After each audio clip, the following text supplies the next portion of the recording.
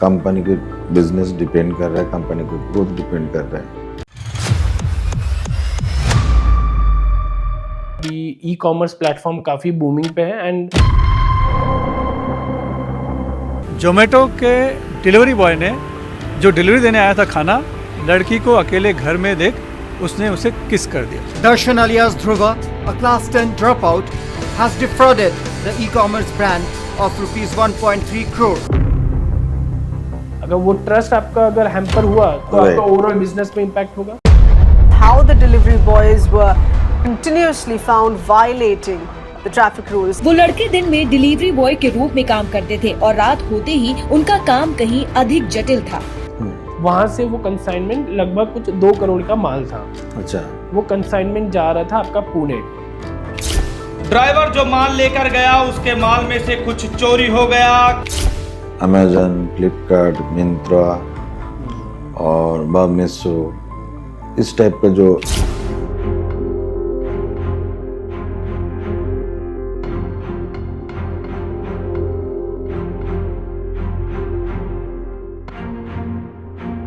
देखिए ये आपने काफ़ी एक इम्पोर्टेंट मुद्दा उठाया, एक पॉइंट अपना हाईलाइट भी किया है यहाँ पे। A young woman is recovering in the hospital after a brutal attack by a pizza delivery boy. Courier agents होते हैं, डिलीवरी जो एजेंट्स होते हैं, राइट? जैसे कि हमारा When the delivery boy found her home alone, he barged into the house attempting to rape her. उनको भी कभी कभी हमने काफ़ी इंसिडेंट देखे कि वो स्पैम कॉल करते हैं, मैसेज करते हैं, कोई भी प्रोसेस है तो कहीं ना कहीं लूपहोल मिल ही जाता है। अभी मान लीजिए हमें राउंड फिगर है, बोलो जो इसको डॉक्यूमेंट सब कुछ मैनेज करने के लिए 600 रुपीज। अब हम आते हैं मुद्दे पर कि बीजीवी इसमें क्या रोल करता है, बैकग्राउंड वेरिफिकेशन। कुछ डोमेन जो पिछले एपिसोड में हमारे आई एम श्योर कि हमारे जो व्यूअर्स है उन्होंने देखा ही होगा। हमने हॉस्पिटैलिटी इंडस्ट्री के बारे में डिस्कशन किया था, राइट? उसी के साथ हमने जो फ्रेंचाइजी वेंडर है उनके बारे में डिस्कशन किया था। सो आज हम एक नए टॉपिक के साथ हम डिस्कशन करेंगे और आज हम लॉजिस्टिक्स जो होता है, ठीक है, उस डोमेन और इंडस्ट्री के बारे में थोड़ा टच बेस करेंगे और जानेंगे कि इसमें कैसे हम बैकग्राउंड वेरिफिकेशन कितना इम्पोर्टेंट है, कैसे इसको इम्प्लीमेंट किया जा सकता है और क्यों करना चाहिए ये बैकग्राउंड वेरिफिकेशन। हम लोग जो लॉजिस्टिक के लेके जो बातचीत हम लोग को होगा, इन जनरल बहुत सारा कैटेगरी है जहाँ से समझ में सबका आएगा। अमेजन, फ्लिपकार्ट, मिंत्रा और मीशो, इस टाइप का जो ई कॉमर्स जो प्लेटफॉर्म है उसको थ्रू से जो सामान सेल होता, ठीक है ना, तो उसी जगह से कंपनी को बहुत सारा चैलेंजेस तो है। तो मैन पावर के थ्रू सामान एक जगह से दूसरा जगह लेके आना जाना प्लस डिलीवरी करना, तो टोटली मैन पावर के ऊपर कंपनी के बिजनेस डिपेंड कर रहा है, कंपनी के ग्रोथ डिपेंड कर रहा है।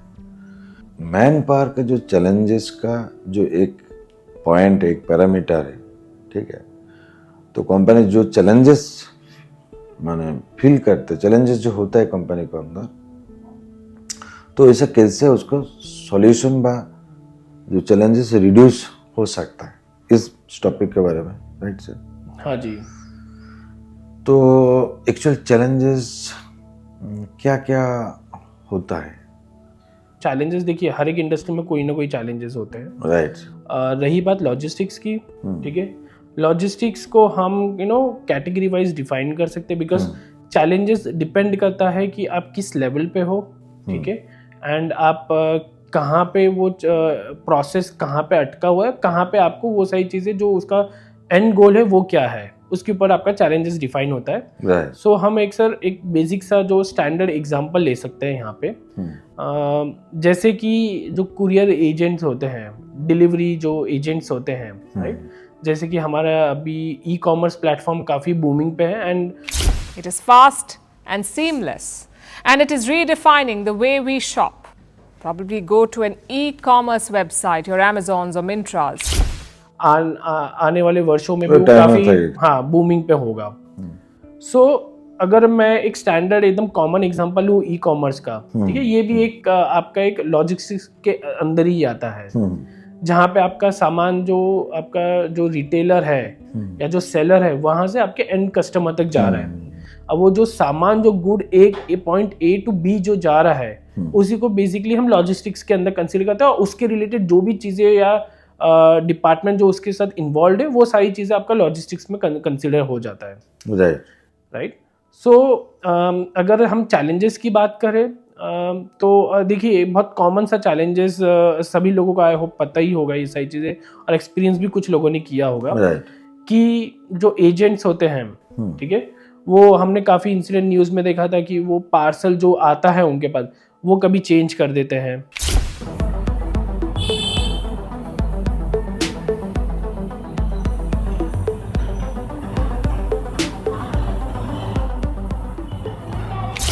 पार्सल चेंज कर देंगे। फिर होता है कि उन्होंने मान लीजिए कि आपसे कुछ एक एक्स्ट्रा मनी या एक्स्ट्रा पैसे मांगते हैं 50-100 रुपए, या मोस्ट प्रोबेबली कुछ अलग अलग अभी जो काफ़ी क्रिटिकल जो इंसिडेंट होते हैं जो काफ़ी लोगों में थोड़ा डर का माहौल कर देता है कि कुछ कुछ जो एजेंट्स होते हैं उनके पास जो कस्टमर्स के नंबर, नाम, पता सारा आ जाता है डिटेल, तो वो स्पैम कॉल्स होते हैं, हरेसमेंट होता है। जो कुछ हमारे जो फीमेल्स जो हैं, राइट, उनको भी कभी कभी हमने काफ़ी इंसिडेंट देखे कि वो स्पैम कॉल करते हैं, मैसेज करते हैं। He called a toll-free number he saw on the package. Next second, he received an SMS that you see, thanking him for registering for the primary membership of BJP. Okay. तो ये सारी चीजें बहुत बहुत एक अच्छा, ऐसी यहाँ पे जस्ट रुक के मैं बता रहे हैं। अच्छा, जो भी ई कॉमर्स प्लेटफॉर्म है, कंपनी डायरेक्ट उसको कॉल, ये लोग मतलब जो पार्टनर है, ई कॉमर्स के जो पार्टनर है, ओके, दिखाई देता नंबर, पहले दिखाई देता, अभी भी दिखाई दे रहा है। मान लीजिए आप अमेजन को सामान खरीदा और मैं खरीदा, सॉरी मैं डिलीवर पार्टनर है, एजेंट है, तो मेरा ऐप होगा तो मेरा नंबर आपको मिल जाएगा। नहीं, मैं आपको बताता हूँ इसमें कैसा होता है। अच्छा, जनरली जब ई कॉमर्स बिजनेस जब इंडिया में बूमिंग था उस समय ऐसा था कि जो नंबर्स होते थे वो ओपनली सर्कुलेट हो जाते थे कस्टमर्स के। ओके। पर अभी कंपनीज ने देखा कि काफ़ी सारा इसमें चैलेंजेस आ रहे हैं, प्रॉब्लम्स आ रही है, कॉन्फिडेंशियलिटी नहीं रह रही है, तो उस कारणवश उन्होंने कुछ एप्लीकेशन डेवलप किया जिसके थ्रू अभी जो भी कॉल जा रहे हैं वो एक कंपनी IVR वाला जो उनका एक डेडिकेटेड नंबर था उनके थ्रू ही जाता है, जहाँ पे कस्टमर का नंबर एजेंट को नहीं जाता, एजेंट के नंबर कस्टमर को नहीं जाते। मैंने प्राइवेसी पॉलिसी कस्टमर को पहले नहीं रुक रहा था, पहले अभी कर दिया। हाँ, समझ गए। हाँ जी, बट इसमें कुछ इसमें देखिए कोई भी प्रोसेस है तो कहीं ना कहीं लूपहोल मिल ही जाता है। ठीक है, जो मान लीजिए मैं आपको सामान देने के लिए गया, आप जो बोल रहे हैं, तो किसी भी एक रीजन देखिए, मैडम मैं इसको दे दूंगा, बस सर इसको दे दूंगा, थोड़ा आपको नंबर तो दीजिए, तो ऐसा करके कुछ नंबर कंपनी जितना ही प्राइवेसी रहेगा, कोई एजेंट यदि चाहेगा जो मैं नंबर जरूरत है, कुछ भी बहाना करके नंबर कलेक्ट कर सकता है जी। ये भी टेक्निक में ये सुना था, जो कुछ एजेंट है, ठीक है, उस सर्वे का एक फॉर्म बोल के जो मैं दिया, मेरा मैंने अच्छा कैसा है, थोड़ा एक रिपोर्ट दे, फीडबैक दिए, तो फीडबैक फॉर्म दे के उसको नंबर कलेक्ट कर लेता जी। ठीक है, तो आप जो बात बोल रहे जो नंबर मैसेज स्पैम, उसको बाद कुछ बात है, ये तो किसी भी तरफ से रोक नहीं पाएगा कोई यदि चाहेगा। हाँ जी, करेक्ट पॉइंट सर। तो ये सर, ये जो हमने जो अभी ये जो इंसिडेंट डिस्क्राइब किया, ये बताया है, ये जनरली हमने एक स्मॉल पोर्शन को कंसीडर किया है, और हम जो ये इंसिडेंट, हमें स्पेसिफिकली हमारे दर्शक के लिए मैं बताना चाहूँगा, जो हम इंसिडेंट इधर शेयर करें लॉजिस्टिक्स के जो प्रॉब्लम्स, ये विथ रिगार्ड्स टू जो हमारे इंडस्ट्री जो BGV के बारे में हमें उसके रिलेटेड ही हम बता रहे हैं, वरना अगर देखा जाए तो ऑपरेशन में बहुत सारी चीज़ होती है, तो उसको हम टच बेस नहीं कर रहे। हम सिर्फ बैकग्राउंड वेरिफिकेशन के रिलेटेड जो प्रॉब्लम हम जिसको सॉल्व कर सकते हैं, जिसको थोड़ा केटर कर सकते हैं, कम से मिनिमाइज कर सकते हैं, उसके बारे में आज हम डिस्कशन बहुत सारे इंसिडेंट हैं जो छोटा छोटा करके हम लोग उठाने के लिए कोशिश कर रहे हैं। हाँ जी, राइट। तो मतलब नंबर मिल गया किसी भी बहाना से, तो वहाँ से क्राइम भी हो सकते हैं। करेक्ट, डिफरेंट क्राइम भी हो सकता है, बहुत सारा हुआ, ऐसा नहीं हुआ, ठीक है। तो जो इंटरनेट में अवेलेबल है, जी, ठीक है।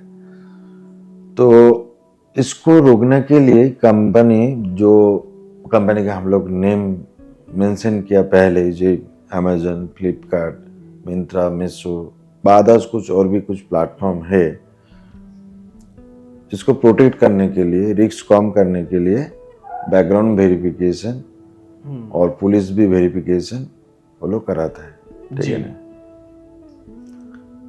तो ऐसा कुछ हम लोग को और भी कुछ इंसिडेंट है जो हम लोग को जो व्यूअर है, जो लोग देख रहे हैं। घटना होने के बाद वो भाग के चला गया था। वो लड़की इतनी डरी हुई थी। इंसिडेंट तो अगर हम गिनने को जाए तो काफ़ी इंसिडेंट मिलेंगे हमें। हम अगर नॉर्मली गूगल में भी डालें तो आपको ये ऐसी चीज़ है कि ये आपको हजारों n नंबर ऑफ इंसिडेंट्स आपको ये सारे आपको मिल जाएंगे, राइट। सो मेन मुद्दा ये है कि अभी ये इंसिडेंट जो हमने ये प्रॉब्लम तो हमने ये एक छोटा सा एक सेक्शन को हमने कंसीडर किया, ठीक है। राइट। अगर लॉजिस्टिक्स में देखा जाए इस डिपार्टमेंट में, ठीक है, आपका सिर्फ यही नहीं है कि सिर्फ आपके डिलीवरी एजेंट होते हैं, इसके अलावा आपके जो फ्रेट होते हैं, ड्राइवर्स होते हैं, यानी जो कंसाइनमेंट माल एक पॉइंट ए से पॉइंट बी मैन्युफैक्चरर से आपके डिस्ट्रीब्यूटर तक जा रहा है या रिटेलर तक जा रहा है, तो वो भी एक काइंड ऑफ आपका लॉजिस्टिक्स में ही आता है। राइट। फिर आपका वेयर हाउसिंग हुआ, ठीक है, वहाँ पे जो वेयर हाउस मैनेजर्स होते हैं, कैटेगरीज मैनेजर्स होते हैं, जो कंपनी का होल एम्प्लॉय जो है, हाँ, जो इस इंडस्ट्री, तो वो जनरली जो हमने इनिशियली जो हमने बात किया था कि जो भी डिपार्टमेंट या जो भी चीज़ें जो गुड्स को, जो माल को एक पॉइंट से दूसरे पॉइंट लेके जा रहे हैं और इन्वॉल्व होते हैं, वो सारी चीज़ें आपका लॉजिस्टिक में जनरली बेसिकली हम बोल सकते हैं कि आ जाता है। अब इसमें हमने टच बेस किया डिलीवरी वालों का जो प्रॉब्लम आ रहा है, ठीक है।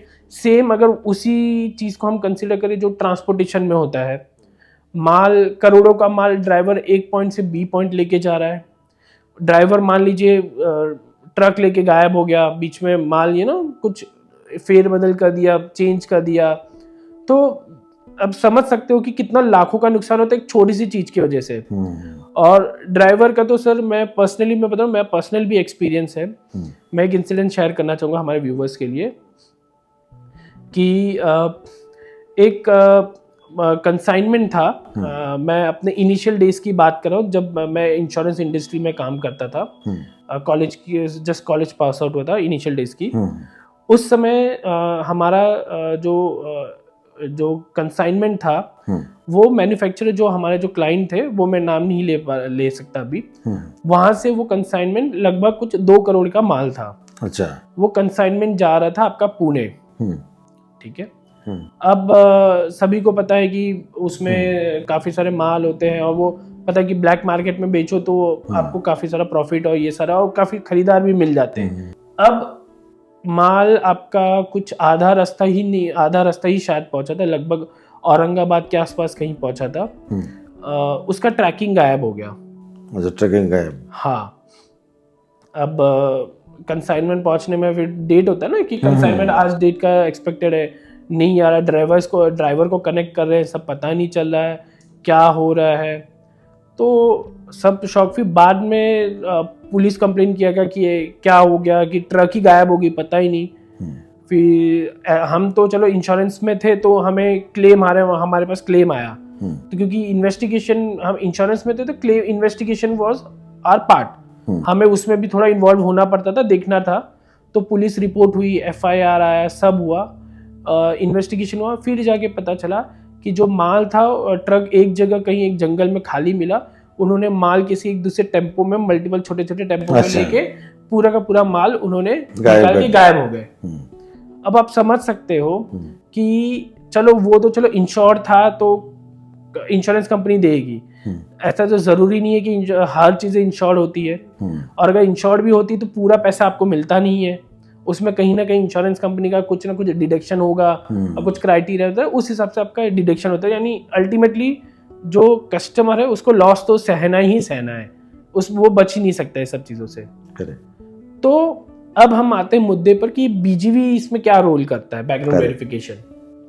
तो देखिए, ये हमने 1-2 इंसिडेंट डिस्क्राइब किया। अब अगर यहाँ पे मान लीजिए उस समय बैकग्राउंड वेरीफाइड अगर ड्राइवर या एजेंट हो, ठीक है, अगर मान लीजिए कि वो अगर कुछ गलत काम भी करे, ठीक है, तो पुलिस के पास एक रिपोर्ट हम दे सकते हैं, जो कंपनी होती है, जो इन्होंने एम्प्लॉयर को हायर किया है, वो बैकग्राउंड वेरिफिकेशन रिपोर्ट के बेसिस पे पुलिस को रिपोर्ट एक दे सकती है, जिससे पुलिस को इन्वेस्टिगेशन है, उनका घर का पता है, एड्रेस है, वो सारी चीज़ें जेन्युइन मिले। बिकॉज कैसा होता है कि ड्राइवर को हमने हायर कर लिया, एजेंट को हायर कर लिया, ठीक है, सामान 2 करोड़ का लॉस हो गया, वो अपने गांव चला गया, उन्होंने शायद मोस्ट प्रोबेबली जिनको इंटेंशन ये है, एड्रेस तो वो जेन्युइन एड्रेस देगा नहीं। आपको थोड़ा रुक के मैं बोल रहा हूँ, मतलब इन्वेस्टिगेशन आगे बढ़ाने के लिए ड्राइवर का जरूरत होगा, और जो वो यदि उसके ड्यू डिलीजेंस मतलब बैकग्राउंड वेरिफिकेशन नहीं किया तो पुलिस कंप्लेन का दिक्कत होगा जी, आइडेंटिफिकेशन करने के लिए जी, ठीक है ना, ये बात मेन बात है। और प्रॉपर्ली उसको क्लेम मिलने के लिए बहुत ही दिक्कत होगा, क्योंकि पुलिस जगह से इन्वेस्टिगेशन रिपोर्ट मिलना लॉन्ग टाइम हो जाएगा, केस रन करना बहुत प्रॉब्लम हो सकता है, यही बात मेन चीज़ है। तो आगे से क्या हुआ उसके बाद? तो फिर सर आगे पुलिस ने जब उनका जो ड्राइवर का गांव व उनका इन्वेस्टिगेशन किया तो पता चला कि एड्रेस गलत था, उसका अता पता नहीं।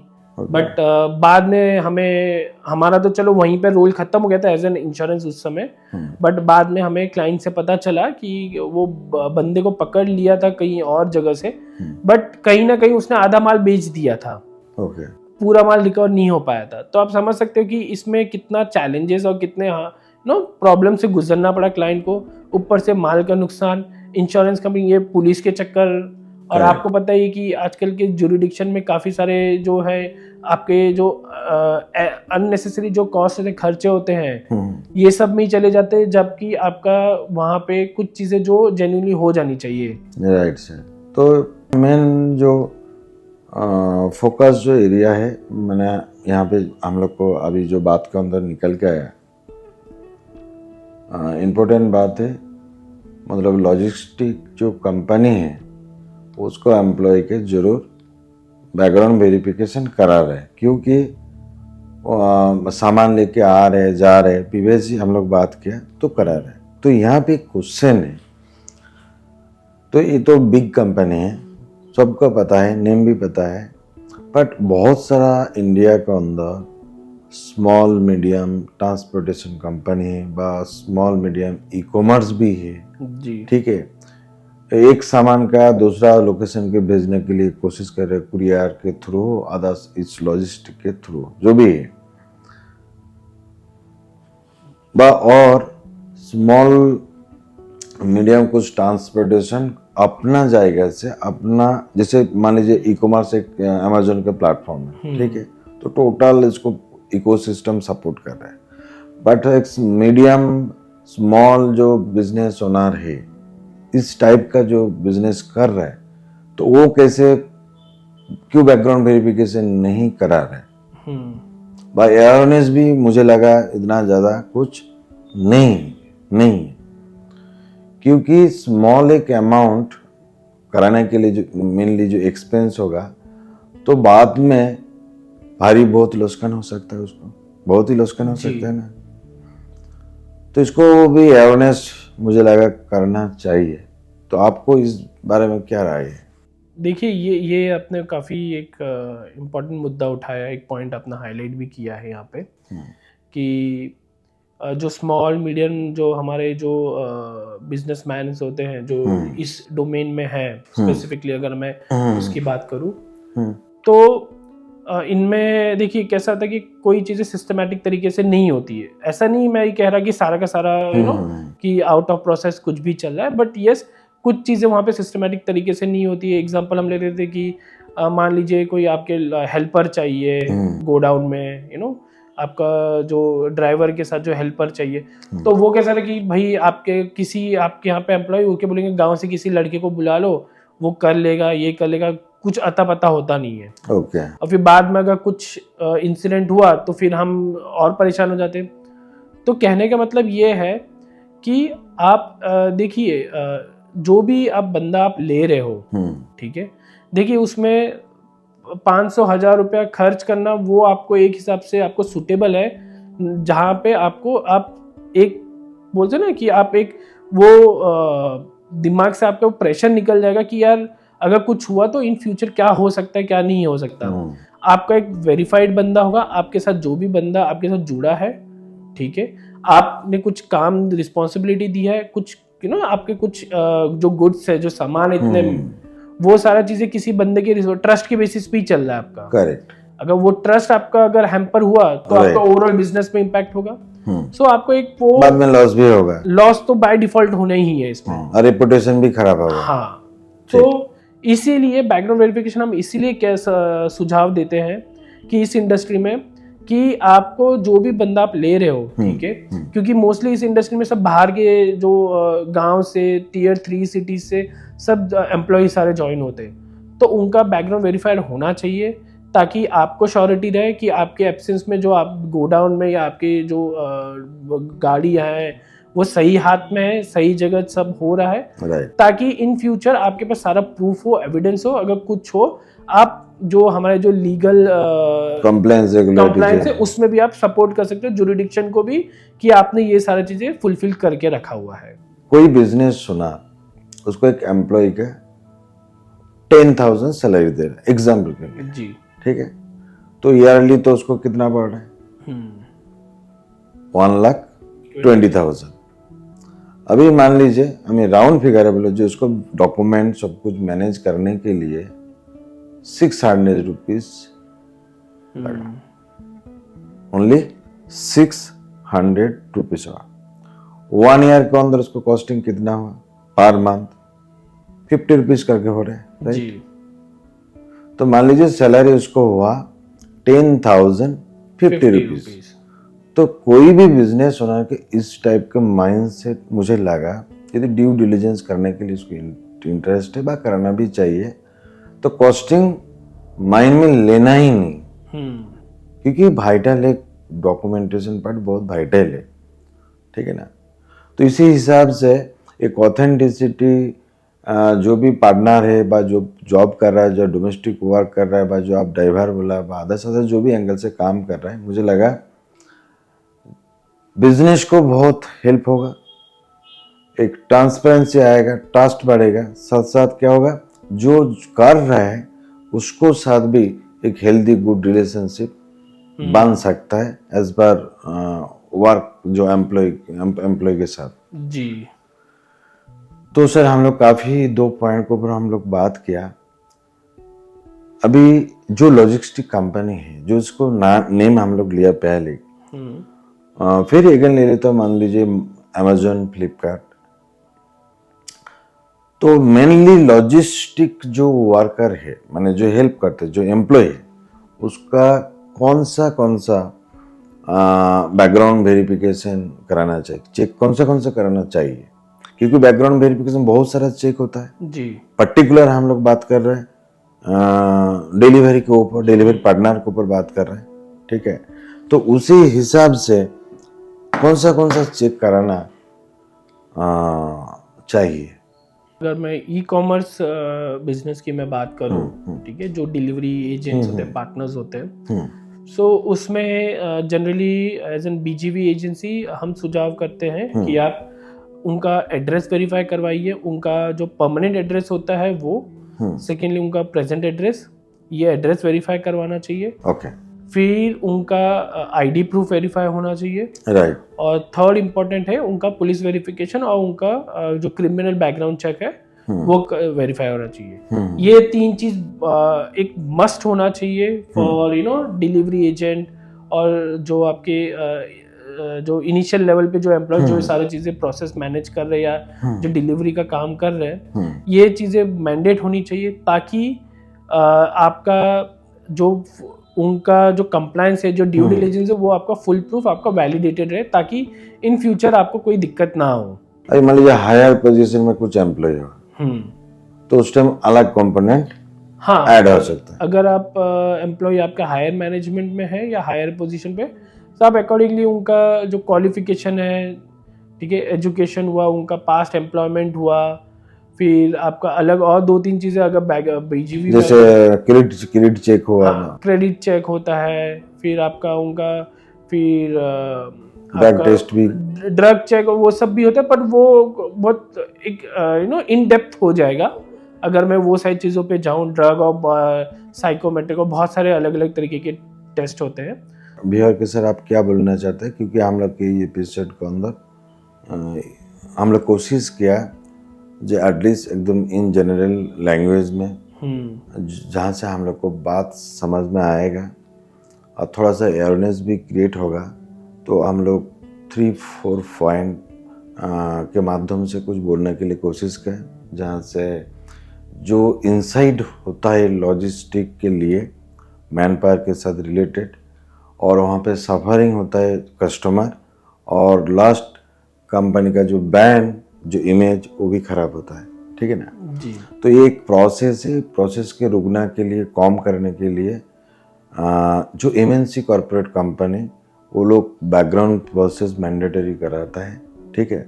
स्मॉल मीडियम जो कंपनी है थोड़ा इसको इतना शायद जानकारी नहीं, अवेयरनेस नहीं है, तो हम लोग को चैनल के माध्यम से हम लोग कोशिश करता हूँ जो एक दूसरा जाने और बैकग्राउंड वेरिफिकेशन कराना भी जरूरत है। अभी यदि दिक्कत होगा बैकग्राउंड वेरिफिकेशन करने के लिए तो कैसे कनेक्ट करें?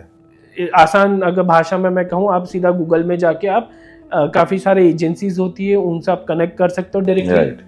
और अगर आपको लग रहा है कि नहीं, आपको कुछ एक ट्रस्टेड सोर्स चाहिए, आपको थोड़ा कॉन्फिडेंस नहीं आ रहा, तो आप हमसे भी जुड़ सकते हैं, हमसे भी कनेक्ट कर सकते हैं, एंड हम डेफिनेटली आप लोगों की सहायता करेंगे, आपको इसका प्रोसेस के बारे में बताएंगे और किस तरीके से इम्प्लीमेंटेशन कर सकते हो आपके बिजनेस में, आप किस तरीके से क्या क्या कंपोनेंट आप वेरीफाई करवा सकते हो, क्या ज़रूरत है। जो कंसल्टेंसी चाहिए आपको रिगार्डिंग द बैकग्राउंड वेरिफिकेशन, वो पूरा का पूरा हम इसमें आपको सपोर्ट देंगे।